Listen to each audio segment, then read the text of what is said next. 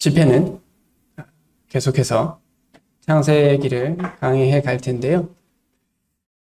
성경에 보면 우리가 잘 알고 있듯이 로마서 1장 20절에 보면 하나님께서 만물 가운데 그의 능력과 신성이 분명히 보여서 하나님 계신 것을 핑계할 수 없다라고 로마서 1장 20절에 이야기하고 있습니다. 이 말은 이제 만물 가운데 하나님의 능력, 하나님께서 계실 수밖에 없는 흔적들이 남아있기 때문이다라고 생각을 합니다. 그런데 하나님께서 이 만물을 사용하셔서 특별히 우리에게 무언가를 가르치고 싶으실 때가 있어요.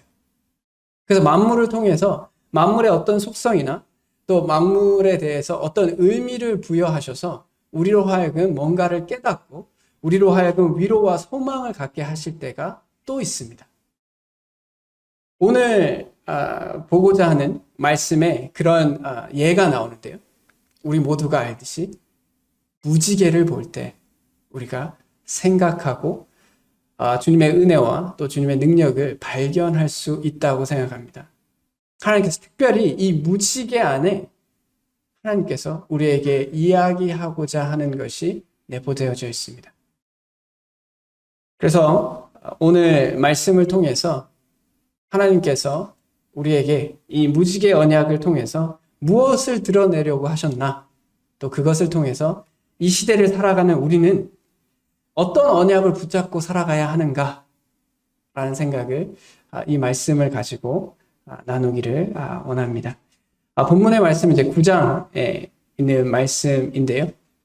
8장은 이제 노아의 홍수가 아라산에 머물기까지, 그 노아의 방주가 머물기까지의 내용을 서사로 나타낸 부분이고, 이제 9장은 노아의 방주의 그리고 노아의 홍수의 의미가 어떻게 마무리되어지는지 9장을 통해서 이야기하고 있습니다.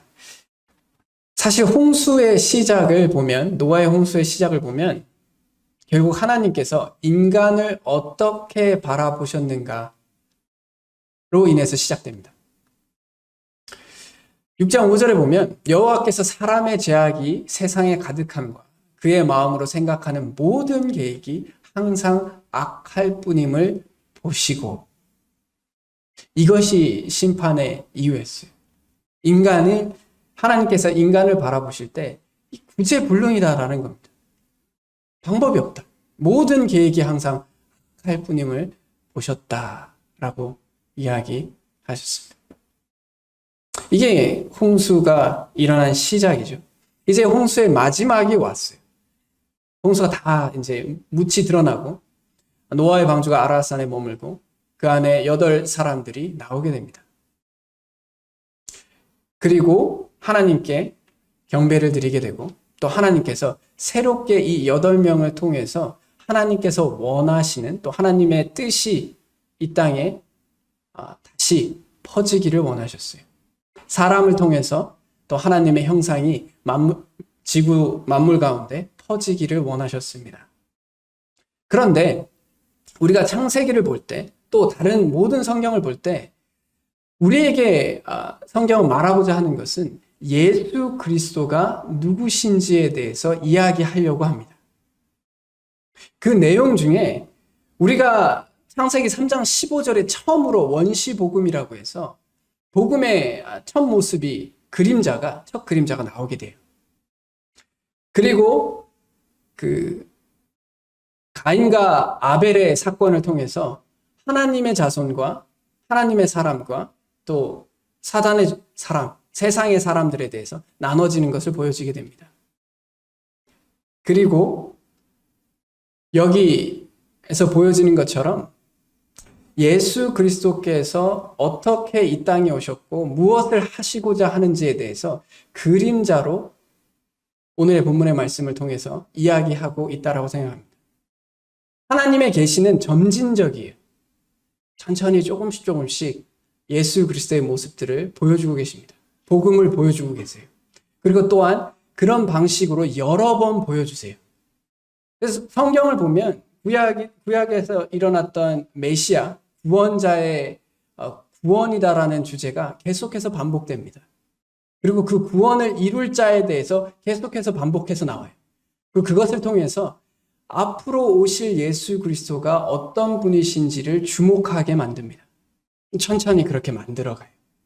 오늘의 본문의 말씀도 마찬가지의 모습을 드러내고 있습니다. 1절에 보면 하나님께서 새로운 구원을 이루셨어요.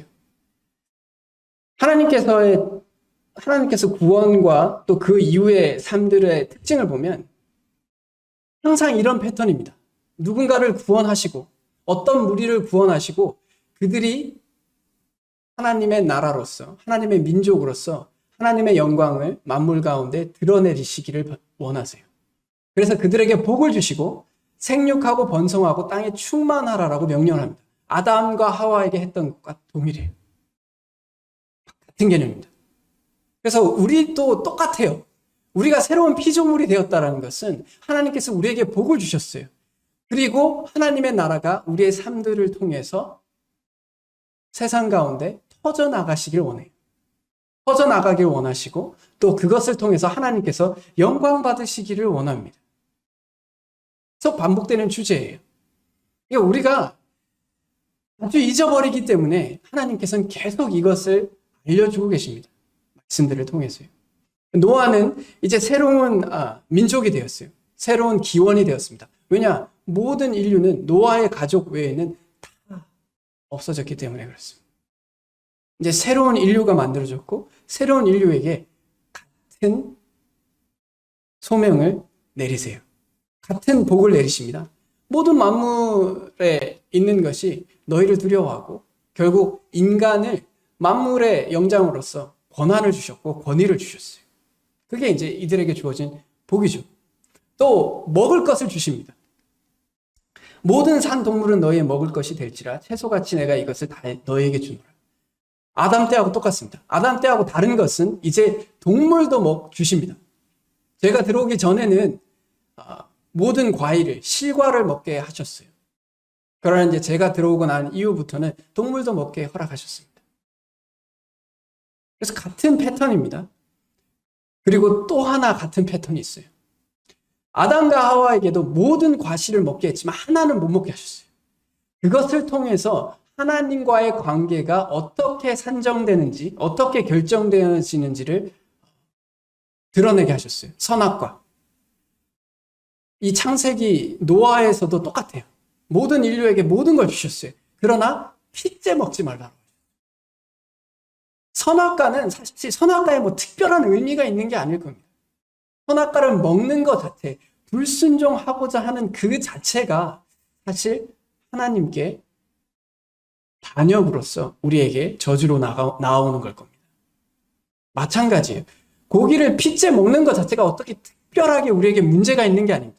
하나님께서 이것을 책정하셔서 우리로 하여금 하나님과 우리의 관계를 결정하셨어요.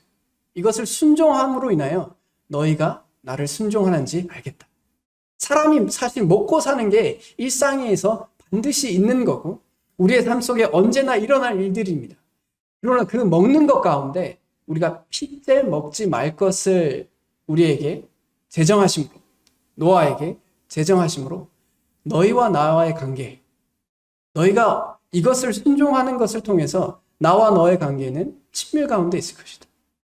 그리고 나는 창조주고 너는 피조물이다라는 것을 다시 한번 깨닫게 하셨습니다. 그리고 이것에 대한 이유는 다른 사람의 피를 흘리면 그 사람의 피도 흘릴 것이니 이는 하나님이 자기 형상대로 사람을 지으셨음이니라. 결국 모든 율법의 완성은 하나님을 사랑하는 것과 이웃을 사랑하는 것으로 귀결됩니다. 여기에서도 핏째 먹지 말라는 것의 진정한 의미는 다른 사람을 사랑하고 다른 사람에게 해를 끼치지 않는 것이 너희들에게 정말 중요한 부분이다 라는 것을 가르치시기 위해서 그렇습니다. 너희가 나를 사랑한다면 나의 형상대로 만든 사람에 대해서 바른 태도를 가져야 한다는 것을 말씀하고 계세요. 그래서 이 하나님이 자기 형상대로 사람을 지으셨기 때문에 사람에 대해서 해를 끼치지 마라. 그리고 그것에 대한 경고로서, 그것에 대한 상징으로서 피째 먹지 말라라고 하신 겁니다. 이게 모든 게 연관되어 있어요. 하나님의 말씀을 보면 창세기에 있다고 해서 우리가 생각하는 성경의 핵심과 멀어져 있는 것이 아닙니다. 이미 이때부터도 하나님께서 우리에게 원하시는 것은 분명했어요. 하나님을 사랑하고 이웃을 사랑하라는 것이었습니다. 선악과도 같은 개념이죠.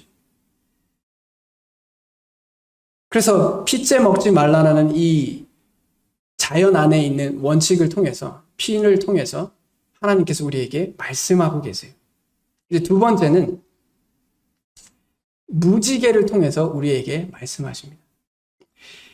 피에 대한 것을 통해서 우리에게도 말씀하시고 또 무지개를 통해서 우리에게 말씀하고 계시려고 합니다. 내가 보고 나 하나님 모든 육체를 가진 땅의 모든 생물 사이의 영원한 언약을 기억한다라고 말씀하시는데 결국 심판하지 않겠다는 거예요. 물론은 다시 심판하지 않겠다라는 것을 말씀하고 계십니다. 근데 흥미로운 것은 여기서 보고라는 단어가 흥미롭습니다. 홍수의 심판의 시작이 하나님께서 인간을 봤을 때 일어난 거예요. 내가 그들의 악함을 보고. 홍수가 이제 마무리되고 새롭게 하나님께서 언약을 세울 때 보시는 것은 사람을 보는 것이 아니라 하나님께서 명령하신 언약을 보시는 거예요. 이 말은 이것은 참 흥미로운데요. 제가 이 본문을 이제 보면서 참 흥미롭다라고 생각을 했어요. 우리는 노아의 삶을 보면, 이후에 홍수 이후에 노아의 삶을 보고 노아의 후손들의 삶을 보면 우리는 또 압니다. 이들은 구제불능이라는 걸. 그들이 또 죄를 지을 거라는 걸 다 알아요. 이미 결과를 알고 있죠. 근데 하나님께서 우리를 보시겠다라고 한 것이 아니라 하나님께서 정하신 언약인 무지개를 보고 다시 홍수로 심판하지 않겠다라고 말씀하시는 거예요. 우리를 보면 우리를 심판하실 수밖에 없어요. 그냥 무지개를 보기 때문에 하나님께서 하신 언약, 하나님 자신으로부터 나온 그 사랑과 은혜로 맺으신 그 언약을 봤기 때문에 우리를 볼 때 죄인으로 보는 것이 아니라 심판받을 자로 보는 것이 아니라 심판을 유보하시고 기회를 주시고 사랑을 베푸시고 은혜를 베푸시는 존재로, 그런 존재로 우리를 볼 수 있으신 겁니다. 하나님께서 하나님 자신을 통해서 우리를 본다는 거예요. 쉽게 말해서요. 이것이 성경에 누구로 대표되나요? 예수 그리스도로 대표되는 거예요. 우리의 구원도 하나님께서 우리를 볼 때 우리 자체를 보는 게 아닙니다. 예수 그리스도를 통해서 우리를 봐요. 그렇기 때문에 우리가 용서받을 수 있고 우리가 하나님 앞에 깨끗할 수 있고 하나님 앞에 담대하게 나아갈 수 있는 겁니다. 이미 창세기 노아의 홍수 이후에 이것을 말씀하고 계세요. 점진적으로 보여주고 계십니다. 신약이 완성되고 모든 것이 이루어졌을 때 우리는 이 본문의 말씀이 이런 의미였구나 라는 것을 발견하게 되는 겁니다. 예수님께서도 이것을 분명히 이야기했어요. 모든 성경이 나에 대해서 이야기한다 라고 말씀하고 계십니다. 경험해 보면 간단합니다. 히브리서 9장 22절에 보면 피 흘림이 없은 즉 사함이 없다라고 얘기했어요. 사람을 하나님께서 지으신 가장 큰 계명을 우리가 어기고 살죠. 근데 그 어김을 인해서 우리가 받게 될 심판에서 벗어나기 위해서는 누군가가 피를 흘려야 돼요. 하나님께서 얘기했듯이 네가 피를 흘리게 했으니 내가 너를 피를 흘리게 하겠다. 예수님께서 그것을 담당해 주신 거예요. 피 흘림이 없은즉 사함이 없는 겁니다.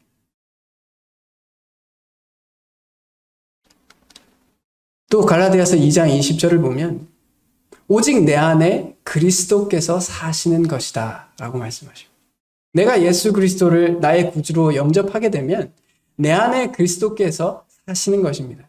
그리고 그것이 의미하는 바는 하나님께서 우리를 보실 때 더 이상 나라는 존재로, 나의 재성으로 우리를 보는 것이 아니라 그리스도, 완전한 하나님의 의이신 예수 그리스도를 통해서 우리를 본다는 겁니다. 그래서 결국 누구든지 그리스도와 합하기 위하여 세례를 받은 자는 그리스도로 옷 입었다라는 것이 이런 의미입니다. 이제 우리는 무지개를 생각할 때 이제 우리는 예수 그리스도를 생각할 수 있는 사람들입니다. 우리가 예수 그리스도를 생각할 수 있다는 것은 우리가 이제 이 땅에서 살아가는 데 있어서 하나님의 심판에서 벗어났으며 이제 하나님을 위해서 살아갈 수 있는, 하나님께서 복을 주사 만물 가운데 하나님의 영광을 드러낼 수 있는 존재로 거듭났다는 것을 말합니다. 우리가 이것을 잊어버릴 때가 있어요. 그래서 하나님께서 무지개에다가 그 의미를 넣으시고 피에다가 그 의미를 넣으셨어요. 우리는 뭘까요? 우리는 아마 성찬식이 아닐까라고 생각합니다. 우리가 매주 떼는 성찬식을 통해서 우리가 이것을 기억하라고 하시는 것이다 라고 생각합니다. 실제로 예수님께서 그렇게 명하셨고요. 우리가 주일날 모여서 교제도 좋고 말씀을 듣는 것도 좋고 다 좋습니다. 그러나 우리가 정말 기억해야 되는 것은 우리가 복음을 통해서 예수 그리스도를 통해서 하나님에게 어떤 존재가 되었는지, 우리가 하나님께 어떻게 나아갈 수 있으며 이제 이 땅에서 살아가는 것이 우리에게 어떤 의미를 가지는지에 대해서 기억할 수 있어야 한다고 생각합니다. 그것도 매주요. 매일 되면 더할 나위 없겠죠. 우리가 만찬식에 참여한다라는 것은 우리가 이것을 기억하면서 주님 앞에 나아간다는 것을 말합니다. 우리가 주님으로부터 멀어지는 이유는 사실 이 언약으로부터 멀어지고 있기 때문에 그렇습니다. 이것을 생각하지 못할 때가 있어요. 이걸 잊을 때가 있습니다. 왜냐? 우리가 신경 써야 할 것이 너무나 많거든요. 너무나 많아요. 그리고 세상이 우리로 하여금 너무나 많은 것에 신경 쓰게 합니다. 그래서 우리가 그리스도인답지 못하게 사는 것을 권면하고 있어요. 유혹하고 있습니다. 그럴 때 히브리서에서 이렇게 말씀하시죠.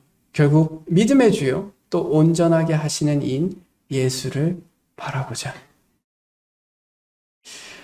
예전에도 말씀드렸지만 이 바라보자의 헬라어 원어는 우리의 눈을 고정한다라는 것을 말합니다. 우리의 눈을 의지적으로 예수 그리스도에게 초점을 맞춰야 된다는 것을 말합니다. 사람은 본질적으로 게을러서요. 저 자신도 포함해서요. 본질적으로 게을고 편한 것이 너무나 좋아서 저절로 되는 것을 원합니다. 그냥 신앙생활도 그냥 연수가 차면 저절로 성숙해질 것을 기대합니다. 믿음이 자라나는 것도 그냥 자연스럽게 될 거라고 생각을 해요. 편한 게 너무나 좋습니다. 근데 성경은 그 게으름에서 벗어나라고 이야기합니다. 그냥 예수님을 그냥 시간이 날 때, 마음이 편안할 때 예수님을 보라는 것이 아니라 눈을 고정해서 찾아서 의지적으로 예수님을 바라보라라고 말씀하고 계세요. 세상을 살면서 내가 부끄럽기 때문에 하지 않는 많은 일들이 있습니다. 그리고 흥미롭게도 죄는 부끄러움을 가져오거든요. 그래서 사실 내가 부끄럽지 않게 하기 위해서 많은 것들을 신경 써요. 그리고 사실 그 자체가 우리에게 죄인 것을 우리가 잊을 때가 있는데 예수님께서 이렇게 말하세요. 부끄러움을 개의치 아니하셨다라고 말씀하십니다. 우리 역시 예수님을 바라보면 내가 이 땅에서 살면서 부끄러움으로 생각하는 것들에 대해서 별로 개의치 않아지게 돼요. 제가 오늘 어떤 청년하고도 이야기를 했었는데 이런 이야기를 했어요. 우리가 살면서 세상의 중심이 내가 아니고, 그리고 이 사실이 내 마음속에 점점 편해지면 편해질수록 자네는 행복을 누릴 것이다 라고 이야기를 했어요. 사실 저는 이 말을 제 자녀들에게 항상 하거든요. 기회가 될 때마다 해요. 이 친구들이 고집을 부리거나 때를 쓸 때마다 이런 이야기를 해요. 세상이 너를 중심으로 돌아가지 않는다. 이것을 깨닫고 이것이 너의 마음에 편안해지면 너는 굉장히 행복한 인생을 살 수 있을 것이다 라고 이야기를 해요. 이 말의 의미는 우리가 바라보는 것들은 다들, 사실 우리가 이 땅에서 바라보는 것들은, 우리의 한눈을 팔게 하는 대부분의 것들은 세상이 내 중심으로 돌아가야 한다는 기대 때문에 다른 것들을 바라봅니다. 이것이 내 뜻대로 돼야 돼. 이것이 나에게 영광으로 돌아와야 돼.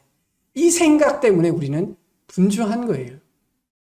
이 세상이 돌아가는 큰 두 기둥은 지배와 영광입니다. 남을 지배하고자 하는 욕구와 내가 영광을 받겠다라는 욕구, 이 두 가지를 통해서 이 세상이 돌아가요. 사단이 이 세상을 지배하는 방식이 이겁니다. 네가 딴 사람을 지배할 수 있게 만들어줄게. 너에게 영광이 돌아올 수 있게 만들어줄게. 그걸 통해서 유혹해가요. 그래서 사람들은 그것에 넘어갈 때가 있습니다. 우리가 중심이 아니라 예수님이 중심이에요. 하나님이 중심입니다. 그래서 내 삶에 만물의 중심이 하나님이다라는 것을 기억하고, 이 진리가 내 마음속에 편하면 편할수록, 그리고 내 마음속에 차지하는 비중이 크면 클수록 우리는 행복한 삶을 산다고 생각합니다. 그렇지 않기 때문에 불행해요. 행복은 거저 우리에게 다가오지 않습니다. 반드시 그래요. 왜냐? 이 땅이 죄로 물들어 있기 때문에 그렇습니다. 하나님께서 말씀하신 것처럼 사람의 모든 계획이 악하기 때문에 그렇습니다. 그것으로부터 우리 자신을 지키지 않으면 우리는 결코 행복해질 수 없어요. 행복하다고 속을 수 있을지 모르겠지만, 그래서 우리는 예수 그리스도를 바라봅니다. 날마다 예수 그리스도를 바라보는 거예요. 당신이 만물의 주인이시고 그리고 나의 주인이십니다. 그래서 내 주변에서 일어나는 많은 일들이 내 뜻대로 이루어지지 않아도 괜찮습니다. 왜냐? 당신은 선하시기 때문에. 이것이 단순하지만 제가 봤을 때 이것이 안 되기 때문에 우리 마음 가운데 염려가 있고요. 우리 마음 가운데 두려움이 생긴다라고 생각합니다. 자꾸 내 자신만을 보게 되고 내 유익을 위해서 딴 사람을 지배하고 싶은 욕구가 생기거든요. 히브리서 기자가 이렇게 얘기했어요. 소나 양의 피로도 깨끗하게 하는데 하물며 영원하신 성령으로 말미암아 흠없는 자기를 하나님께 드린 그리스도의 피가 어찌 너의 양심을 죽은 행실에서 깨끗하게 하고 살아계신 하나님을 섬기게 하지 못하겠느냐. 굉장히 아멘이 되는 말씀입니다. 우리가 정말 예수 그리스도를 믿는다라고 할 때 그분의 피 흘리심과 그분의 죄 사함에 대해서 우리가 믿었을 때 그 피의 효력은 우리의 죄를 씻을 뿐 아니라 우리가 하나님을 위해서 살아가는 데 있어서 능력을 주신다라는 겁니다. 이 사실을 우리가 믿고 살아가느냐의 문제인 겁니다. 그리스도의 피가 우리에게 하나님을 온전히 섬길 수 있게 능력을 주십니다. 하나님께서, 예수님께서 직접 말씀하셨어요. 내가 세상 끝날까지 너와 함께 하겠다. 도우시겠다라는 거죠. 우리의 신앙이, 우리가 여러 번 이야기하지만 우리의 신앙이 우리에게만 달렸으면 우리는 항상 불안합니다. 왜냐? 이게 사실 세상에 있는 많은 종교의 문제예요. 우리는 하나님께서 하시겠다라고 하지. 하나님께서 이루겠다라고 하시고 하나님께서 능력을 주시겠다라고 하십니다. 그분을 깊이 바라보면 바라볼수록, 그분을 의지하면 의지할수록 우리의 삶 속에서 하나님을 섬길 수 있는 능력이 더욱더 자라나게 됩니다. 정말로 하나님께서는 예수 그리스도를 우리의 중보자로 주셨어요. 하나님께서 예수님을 볼 때 우리를 보고, 그럼 우리는 뭘 보냐? 예수님을 보면서 하나님을 보는 거예요. 정말 중간에 계신 분인 겁니다. 하나님께서는 예수님을 통해서 우리를 봄으로 우리를 온전히 사랑하실 수 있어요. 우리를 온전히 품으실 수 있습니다. 우리가 죄인이지만 의인으로서 우리를 반기실 수 있어요. 우리를 양자로 삼으실 수 있습니다. 우리 역시 하나님께로 나아갈 때 우리의 능력으로 할 수가 없어요. 예수님을 통해서 하나님께 나아갈 수 있고 그분의 능력을 통해서 우리가 하나님을 섬길 수가 있습니다. 이것이 예수 그리스도의 중보자의 역할의 핵심입니다. 이런 중보자를 둔 것을 우리는 기뻐해야 해요. 감사해야 합니다. 그리고 이것을 아무리 신앙의 연수가 자라도 이것이 우리 신앙의 본질입니다. 예수 그리스도가 우리의 중보자로서 그분이 우리의 중심이 되어야 합니다.